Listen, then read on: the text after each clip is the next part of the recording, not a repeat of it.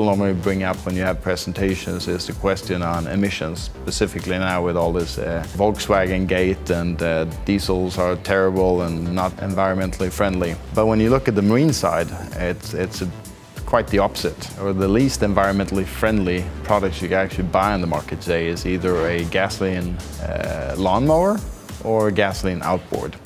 If you buy a brand new 2018 gasoline outboard, it's about the same emissions level as we had on cars back in the 1970s.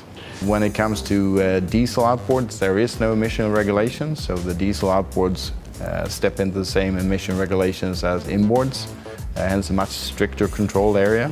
Well, the main characteristics that makes the OXE unique is that it's a diesel outboard. There are no other diesel outboards in the segment.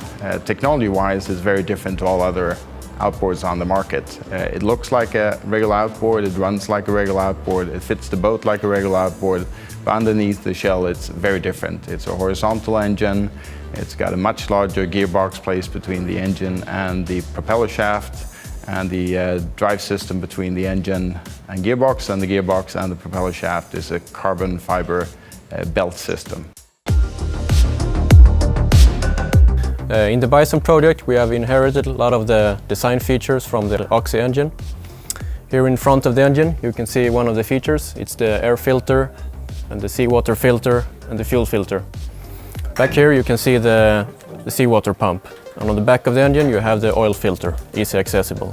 All the service points are easy accessible from back of the boat. Maintenance is easy. We believe that if it's difficult to maintain, user may skip it and risk failure.